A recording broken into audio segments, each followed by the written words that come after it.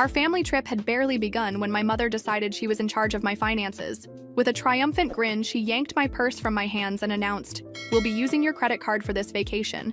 I kept my expression neutral, but inside, I was already savoring what was about to happen.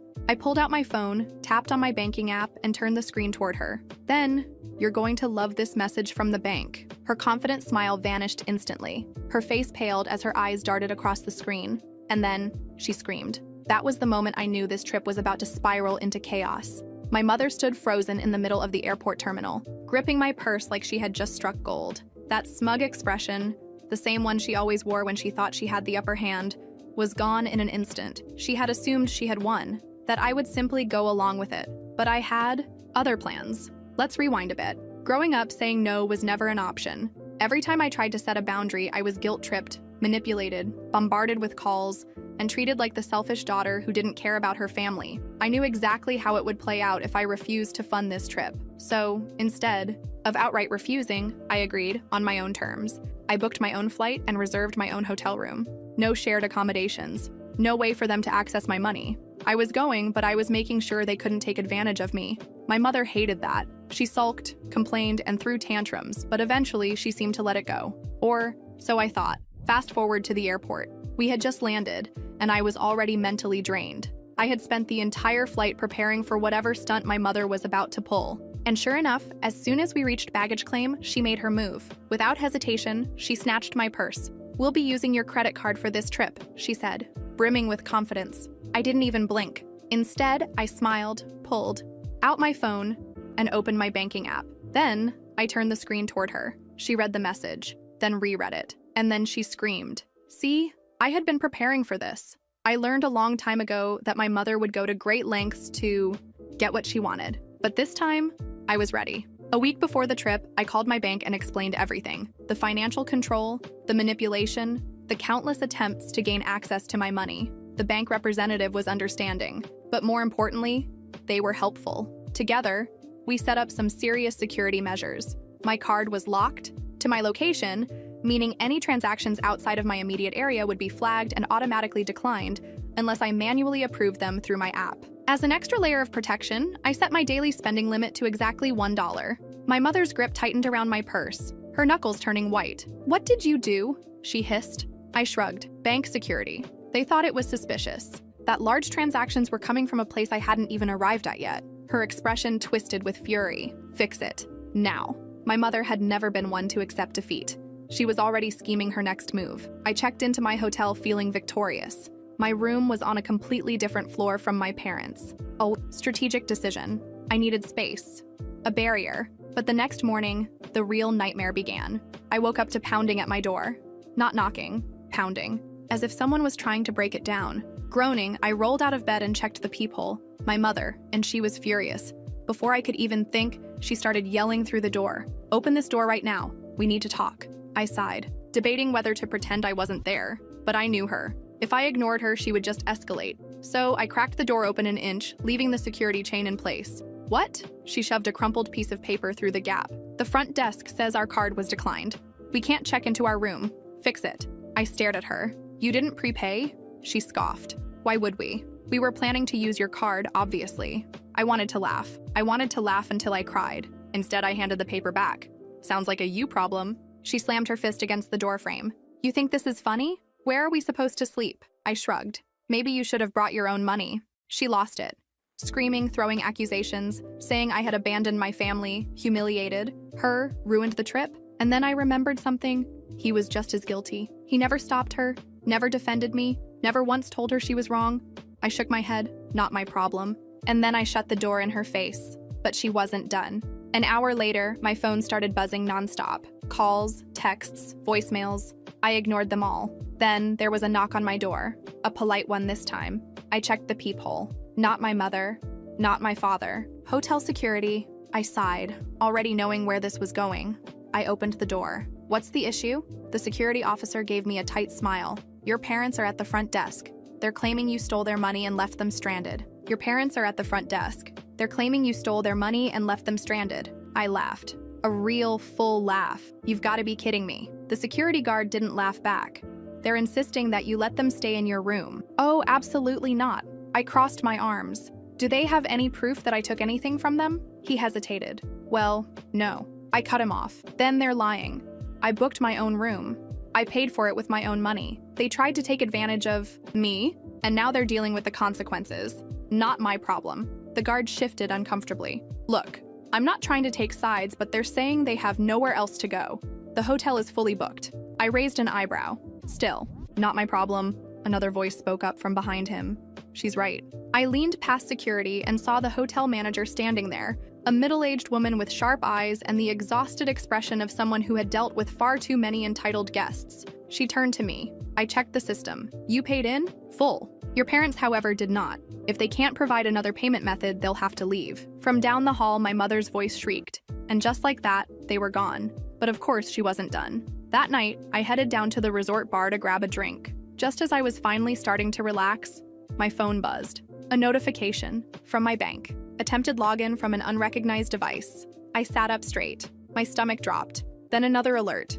Password reset requested. I felt my blood run cold. I knew exactly what was happening. I sprinted back to my room, locked the door behind me, and immediately opened my banking app. Sure enough, someone, gee, I wonder who, had just tried to reset my password. I acted fast. New password. Two-factor authentication. Security alerts cranked up to the highest level. Then, I did something I should have done a long time ago. I called my bank and put a fraud alert on my account. And then, I sent my mother a text. Nice try. Hope you enjoy the rest of your trip? No response. But the next morning, my dad called. She says you locked her out of the bank. I smiled. No, I locked me out of the bank. She just happened to be trying to break in at the time. Silence. Then a sigh. You know how she is. Yeah, I said, and I'm done with it. And that's when I made my final move. But trust me, my mother didn't take it well. I had spent my entire life playing defense, letting my mother get away with things. She would lie, manipulate, steal, always justifying it by saying she was my mother, and that family takes care of each other. But this, trying to break, I remained silent, holding the phone as I tried to process what my brother had just told me. She had done the same thing to him. My mother wasn't satisfied with just stealing from me. She had gone after him too. A mix of anger and disgust spread through my chest. I was already furious about what she had tried to do to me, but now it was different. My brother was her favorite, the golden child, the one who had never heard a no from our mother, the one who always had everything I didn't. If she was willing to step over even him, then she truly had no limits. How much did she take? My voice came out colder than I expected. On the other end of the line, he took a deep breath. I don't know. I'm still trying to figure it out, but it wasn't a small amount. She was taking little amounts over the months. But when I added everything up, he hesitated. How much? I pressed. It's over 1,000, maybe more. I closed my eyes. My stomach churned. I knew she was manipulative, that she thrived on emotional schemes, that she always wanted to come out on top. But this was theft. I took a deep breath, trying to organize my thoughts. I could go to the police. I could report her for fraud and theft. I could finally make her face the consequences of her actions, and part of me really wanted to. Listen, I said, trying to keep my voice steady. We can't just let this go. She stole from us. And this wasn't a one-time thing. She's been doing it for months. We can report her. I have proof, bank statements, suspicious transactions, everything. You do too. We can take her down for good. There was a long silence on the other end. Maybe, he murmured. Maybe what? I asked, my patience wearing thin. He sighed. Maybe there's a better way to handle this. Something that doesn't involve the police, but ends up being much worse for her. That caught me off guard. Worse how? Meet me. I hesitated for a moment, but I needed to know what he was thinking. Where are you? He sent me the location of his hotel, and without a second thought, I grabbed my bag, my phone, and left. The drive there was a whirlwind of thoughts. My anger mixed with urgency. The image of my mother trying to break into my bank account was still fresh in my mind. The worst part? She probably wasn't even remorseful. To her, we were just resources to be exploited. When I arrived at my brother's hotel, he was already waiting in the lobby. His face was tense, his eyes slightly red, and the first thing I noticed was that he didn't just look angry. He looked betrayed. We sat in a quiet corner of the reception area, and he wasted no time. She thinks she can do this and get away with it? His voice was a sharp whisper. She spent all the trip money, tried to steal from you, and you know what? I just found out? I just stared at him, waiting. She already took out a loan in my name. My heart skipped a beat. What? What do you mean? I found it in my online banking. A freaking loan, under my name. She must have used some bank contact to pull it off. I never got a notification or anything, but it's there. By now, my skin was tingling with pure outrage. That's a scam. Let out a bitter laugh. Yeah, and what happens to scammers? The question lingered in the air for a few seconds. We report them. Or we do something worse. I raised an eyebrow. Worse how? He leaned forward, his voice low and serious. She wants to steal from us? Then what if we do the opposite? You want to steal from her? I asked, suspicious. Not steal, but take something back. Something that will really hurt. I said nothing. I just waited. She's used to taking advantage of everyone, but this time we play her game. How? He took a deep breath and glanced around, as if making sure no one was listening. What if we get her to put a house in my name? I blinked, confused. What? Think about it. She's going to need money. A lot of money. She's going to panic when she realizes she can't steal from us anymore. She'll be desperate for a quick fix. If we give her the right idea, she might end up doing it willingly. My brain started working fast. I understood what he was getting at. Our mother was the type to spiral fast when she felt cornered. She acted impulsively and always made terrible decisions when she was scared of losing control. If we made it seem like her only way out was transferring a property into his name, she might fall for it. I took a deep breath. And how do we make that happen? He smiled, a cold smile. We need to create a problem bigger than hers, one that makes her think there's only one solution. And that solution is us. A chill ran down my spine. I knew my brother. He had never been manipulated the way I had. He had always been given everything, always been protected. But now that he had been betrayed, he wasn't going to let it slide. I stared at him for a long moment. You think you can pull this off? Make her believe it? He didn't hesitate. She loves me, right? I'm the favorite. He paused, then looked me straight in the eye. She'd trust me before she'd trust anyone else. The plan was risky, but there was something deliciously cruel about it. Our mother wanted to use us as her personal bank. Now we were going to do the exact opposite. I took a deep breath, letting the plan take shape in my mind. Then let's do this right. He smirked. I already have a few ideas. I leaned in closer. Tell me. And just like that, the real revenge began. I sat back in the hotel chair, crossing my arms as I studied my brother. He looked calm, but I could see it in his eyes. He was just as furious as I was. Maybe even more. So, how do we do this? I asked. He smirked, that kind of grin he always had when he was planning something no one expected from him. She's desperate, right? She thinks she has no way out. No money, no way to recover. But we give her a solution. I narrowed my eyes. What kind of solution? He leaned in, lowering his voice. What if she borrowed money from a loan shark? I blinked a few times, not immediately processing what he meant. What? Think about it. If she truly believes the only way out is getting cash fast, she's going to start looking for options. She can't use our cards. The bank is watching her. But what if we suggest a way? A high-interest loan, something she can pay back later. I took a deep breath, letting the idea settle in my mind. It made sense. My mother was always impulsive. If something looked like a quick fix, she'd take it without thinking about the consequences. We give her a little push, tell her we know someone, make it seem like it's her only option. Exactly. And then, his grin sharpened. Then we take the money and disappear with it. I raised an eyebrow. We take the money?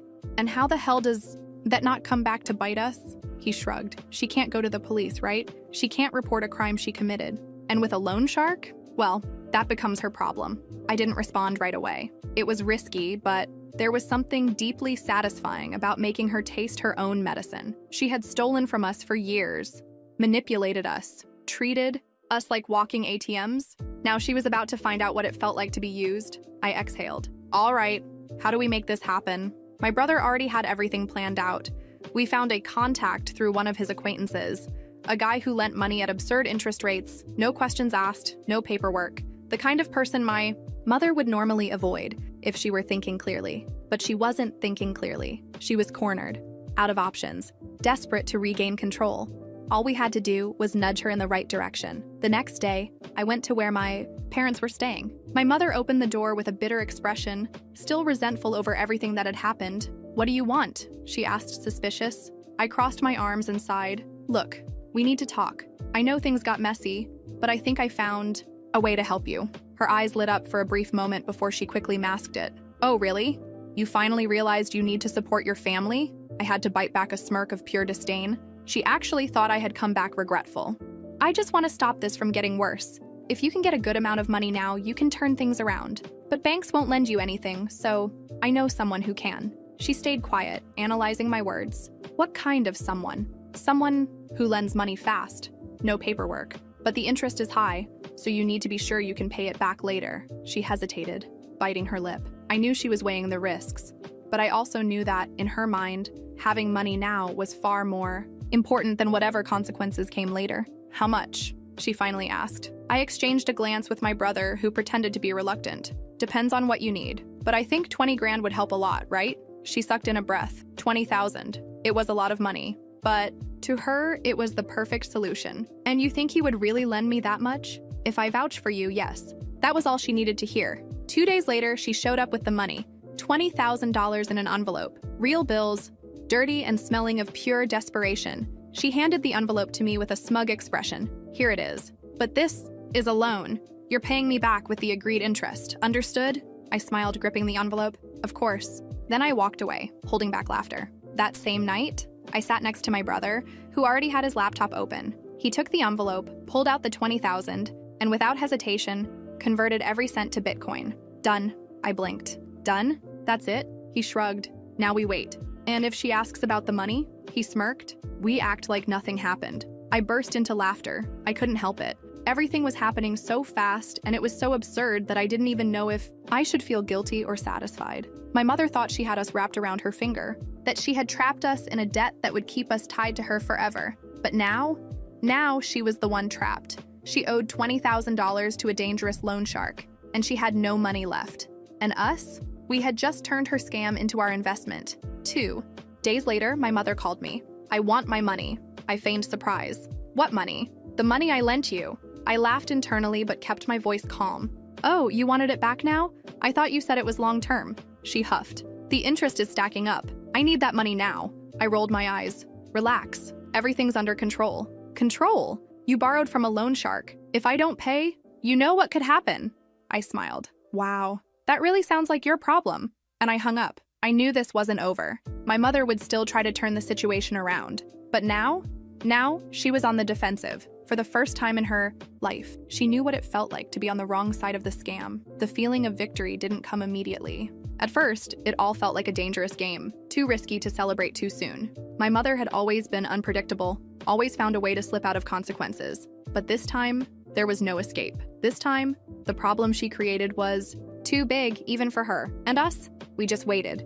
The strategy was simple. We acted as if nothing had happened. My brother and I went on with our lives as usual, giving no indication that we knew the situation she and my father had gotten themselves into. We never asked about the money.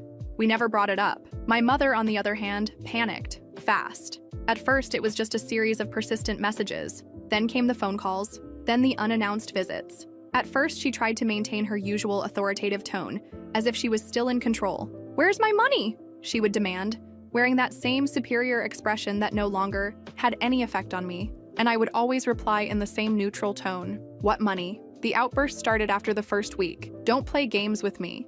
You know exactly what I'm talking about." I would just smile, unfazed. "I have no idea what you mean." She would slam doors, call my father to try and pressure me, but nothing worked. My brother and I stood firm, unshaken, and deep down, she knew she was trapped. She couldn't report it. She couldn't take it to court. The money had left her hands willingly. And the worst part? The loan shark wanted his payment. It didn't take long for the first signs of real desperation to appear. At first, she tried negotiating with him, asking for more time, swearing the money was on its way. But those kinds of people don't accept excuses. The first time she came to me in tears, I knew things were going exactly how I wanted. "If you have a heart, help me fix this.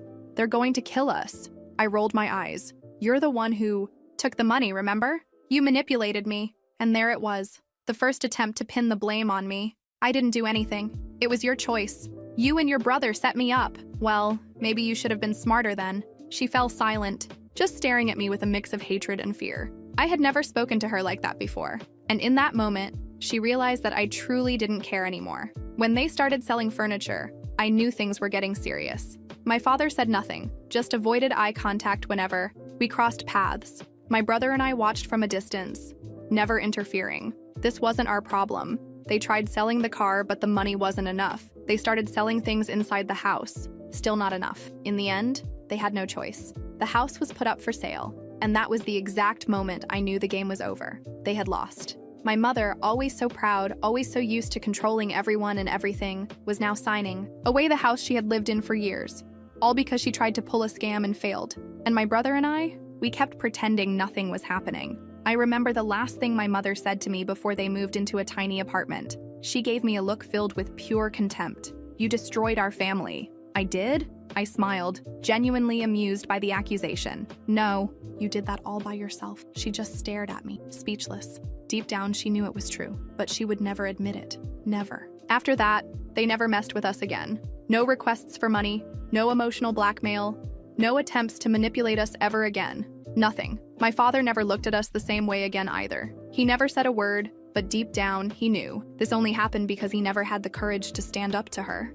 And my mother? Oh, she never forgave us. Not because we ruined their lives, but because she truly believed I had manipulated my brother. She was convinced he would never have done something like this on his own, that he was always the perfect son, the golden child. But the truth? He was the one who planned almost everything, and that was the greatest irony of all. I never felt guilty, not for a single second. In the end, we got exactly what we wanted, freedom from them, and it was glorious. The money took some time to grow.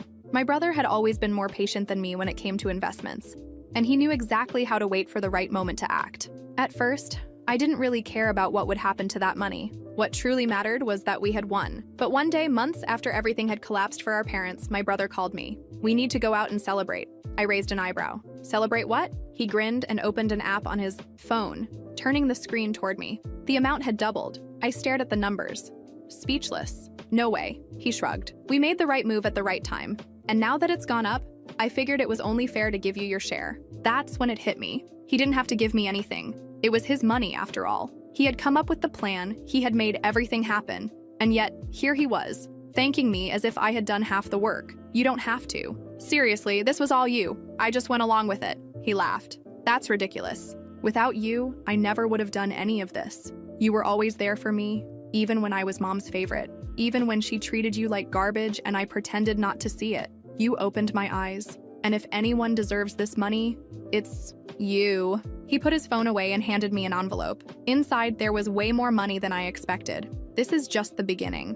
If we wait a little longer, it could triple." I blinked a few times, unsure of what to say. For the first time in my life, he was thanking me for something. He was never the kind of person to express his feelings easily. He had always been the spoiled son, the favorite, the one who never had to worry about anything. But now, in this moment, he was acknowledging everything I had been through, everything our mother had put me through, and knowing that was the best part of the revenge. These days, my life is peaceful. I never had to look back, and honestly, there's nothing in my past that I'd want to revisit. With the money my brother gave me, I was able to completely rebuild my life. I moved to a new city, bought a small apartment, my apartment. I never had to depend on anyone again. I never had to worry about our parents' shadow creeping back into my life. And my brother? He's better than ever. He cut all remaining ties with our parents and decided to live life on his own terms. He invested even more money, and now he has the kind of life our mother always wanted for herself. The difference is, he built it on his own.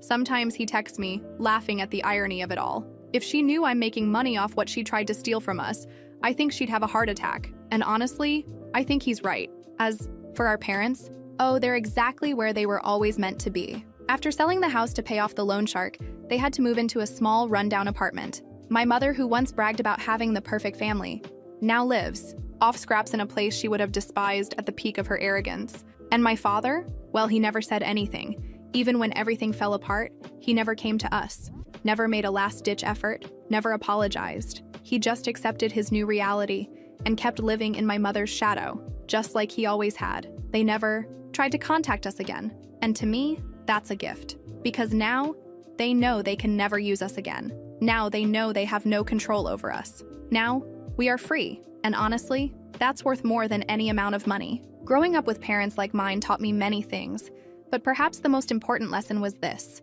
You can have parents, but that doesn't mean they have the right to control your life. I learned that the hard way. My parents believed that, because they raised me, they automatically had access to whatever was mine. My time, my patience, my money. Especially my money. They never saw their children as individuals. To them, we were extensions of themselves, resources meant to fulfill their needs without question. And for a long time, I accepted that. I accepted it because as a child, it was easy to believe my parents were right. That family is family, that it's just a loan, that they would do the same for me. Lies. they would never do the same for me. What my parents wanted wasn't a loving, supportive family. They wanted a long-term investment. They raised children expecting us to be living savings accounts, always available whenever they needed something.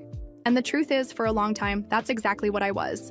I let them take advantage of me. But at some point, it has to stop. Because if you keep allowing it, they will never stop. They will take every cent, every favor, every piece of your sanity, and they will convince themselves that it's normal, that it's your duty, and you need to have the courage to say no. I know it's not easy. Saying no to manipulative parents is like pulling an emotional rug out from under them, the same rug they spent years weaving beneath your feet. And trust me, they will try to make you feel guilty. They will call you ungrateful. They will remind you of everything they ever did for you, as if raising a child is some kind of lifelong contract where you owe them repayment forever, but you don't owe anyone anything just for being born. Real parents raise their children to be independent, not to become puppets. Real parents understand that when a child grows up, they become an adult, and being an adult means you have the right to make your own decisions. That's what I learned, the hardest way possible. I had to watch my parents drown in debt because they thought they could control their children's money. I had to listen to my mother blame me for her own failures because she could never take responsibility for her own choices. I had to cut them off because it was the only way to finally be free. And today, I can say with absolute certainty, it was the best decision of my life. I have no regrets. I feel no guilt. I don't miss them. If there's one thing I wish everyone understood, it's this. Parents are not gods. They do not have an automatic right to what belongs to you. They do not have the right to control you. If you don't learn to protect yourself, they will drain you of everything you have, and one day when you have nothing left, do you know what will happen? Nothing. They won't help you. They won't repay what you gave them. They will just find someone else to drain. That's what I learned. And that's why today, I am free, because I took control of my life. And if there's one thing I can tell you, it's this. Do the same before it's too late. It had been years since I last thought about them. My life had moved on, and with each passing day without hearing their voices, without feeling the suffocating pressure of forced obligation, I could breathe a little easier. It was as if I had finally learned to exist without carrying the weight of being someone else's endless source of resources. I was happy. For the first time in a long time, my life was mine. I made my own decisions, worked for what was mine, and spent my money however I pleased, without worrying about someone trying to dip their hands into my pockets. I owed nothing to anyone, and that was the best feeling in the world. But as always, certain things have a way of coming back to haunt you. I was at a distant cousin's house, one of those relatives who never got involved in anything and whom I still spoke to occasionally. The conversation was flowing casually until he suddenly dropped something, completely unaware of the weight of his words. You know how your parents are, right? They talk about you to everyone. I frowned, confused. Talk about me how? He shrugged, casually grabbing another bite of food like this was just small talk. That you abandoned them, that you left them with nothing, humiliated your own family, that you got rich and don't even look their way. Stuff like that. I laughed, not out of nervousness, not out of shock. I laughed because it was so predictable it felt like a joke. And do you believe that? He raised his hands in a defensive gesture. Of course not, but a lot of people do. I took a deep breath. Should I care? Maybe, but I didn't. If there's one thing I've learned over the years, it's that no one wants to hear the truth when the lie is more convenient. They had already picked a side. They had already decided I was the villain in the story. I could explain everything. I could show bank statements, messages, voice recordings, proof of how I was drained dry, how I was treated like a walking ATM. But for what? People like that don't care about the truth. They want a story that makes them feel superior. They want a villain to point at and say, look how cruel he was. Because if they admitted that I was right, that would mean admitting that my parents were the real problem, and no one wants to deal with that. Well, if they'd rather believe that, that's their problem. I shrugged, taking a sip of my drink. My cousin chuckled. You really don't care, do you? And why would I? Because at the end of the day, I was right. I am not financially responsible for anyone. I am not an open wallet. And if there's one thing I did that I'm most proud of, it's refusing to let myself be treated as a never-ending source of money. They could hate me. They could call me a monster. They could twist the story however they wanted to make themselves look like victims. None of that would change the fact that no one has the right to demand someone else's money. They wanted to live at my expense. They wanted me to keep paying for their bad decisions. But I didn't need them anymore. And that was the real reason they hated me. It wasn't about the money. It wasn't about the apartment, the car, or the lifestyle I built for myself. It was because they lost control over me. Because as long as I depended on them, I was a puppet. But when I realized I could stand on my own, when I refused to keep sacrificing myself when I put an end to their financial manipulation. I became the enemy, but I was at peace with that, because I am not obligated to support anyone, and they could throw tantrums, cry, spread lies to whoever would listen. At the end of the day, I am the only one who controls my money, and I would never let anyone get their hands on it again. Never. Time passed, and while our parents sank deeper into the mess they had created, my brother thrived. He had always been smart, but after everything that happened, he became calculating. He didn't just learn from past mistakes, he fortified himself so that no one, especially our parents, could ever take advantage of him again. The difference between us was always clear. I wanted freedom, he wanted control.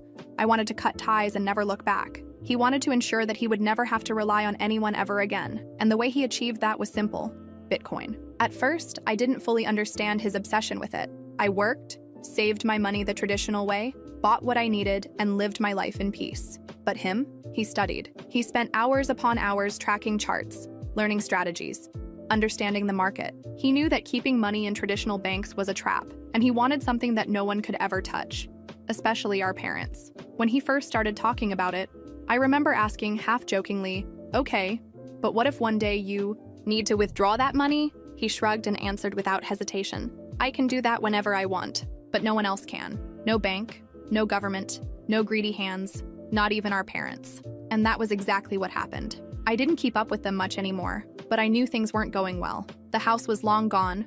The tiny apartment they lived in now was a far cry from what they once had, and our mother, well, she never knew how to handle failure. For her, the blame always had to be placed on someone else, and we had always been her favorite targets. Even after years, the stories about me still circulated. Now, on top of being the ungrateful son who abandoned his parents to fend for themselves, I was also the manipulator who turned my brother against them, because in her mind, he never would have done anything on his own. He was the golden child, the protected one, the son who never said no, until he did, and that was something she could never accept. The thing is, despite all the lies, they still had hope in him. Deep down, my mother believed that one day he would come back, that if she played her cards right, he would feel guilty and rush to help them. But she had no idea what he had become. My brother didn't exist in the system anymore. He had no bank accounts under his name. He had nothing they could use as leverage to guilt-trip him into doing his part for the family. His money was locked away in places where no one could ever touch it. I found out about this the best way possible. One day, he asked me to meet up. It wasn't unusual, but from the tone of his message, I could tell he had something serious to talk about. We met at a quiet bar, and he got straight to the point. "You know our parents still try to reach me, right?" I sighed. "I can imagine. What is it this time?" He swirled his drink in the glass, thoughtful. "Same old story. They're struggling. They need help. And guess what? I'm the only son who can still save them." I rolled my eyes. "Of course. They still think you have a regular bank account, don't they?" He smirked. "Exactly. And that's when things got interesting." "How so?" He pulled out his phone and showed me a screenshot of an email. It was from our father. "Son, I know we've had our differences, but we're going through a really difficult time. Your mother is desperate. I'm doing what I can, but we can't keep up with the bills anymore. I know you have the means to help us, and deep down, I know you still care. You know we're not perfect, but we're your family. Please, help us with anything you can." I raised an eyebrow. "Did you reply?" He grinned in that way I knew all too well. "Yeah, for a brief moment I almost felt bad. Almost. What did you say?" He turned the phone toward me. "Dad, I understand the situation, but I haven't used banks in years. All my money is in cryptocurrency, and unfortunately, there's no way for me to transfer anything to you. I hope you find a solution. Best of luck." I burst out laughing. "You basically told them that even if you wanted to help, you physically couldn't." He took a sip of his drink, satisfied. "Exactly. And you know the best part? They believed it. And that was it. The game was over. For the first time in their lives, they were completely powerless. They could scream, they could cry, they could tell anyone who would listen how ungrateful we were. But none of that changed the reality. There was no longer a single cent they could take from us. Because my brother had no money in banks. Because my brother no longer existed in the traditional system, and they couldn't do a damn thing about it." Over the next few days, he got more messages. First, our mother tried the emotional approach. Then, when she saw it wasn't working, she moved on to threats. "You're going to regret leaving us like this. When you need us, we won't be there. You were never a real son." I read through them and could only laugh at how pathetic she sounded. She never realized that we had made peace with this reality a long time ago. And now they were alone. Our father remained silent. He had never been the one to make decisions, never the one to stand up to anything. He had always just followed the tide, always lived in my mother's shadow. If he once believed that my brother could be their backup plan, now he understood that there was no hope left. And my mother? Well, the last thing we heard was that they were trying to sell whatever they had left. Maybe they'll figure something out. Maybe they won't. But you know what I find funniest about all of this? If there was one thing my mother hated more than anything in life, it was losing control. And now, she had nothing left. No money, no power, no influence over us. My brother went on with his life, never having to worry about anyone touching what was his. And me? I finally got the confirmation of what I had known all along. We won, and they would never be able to touch us again.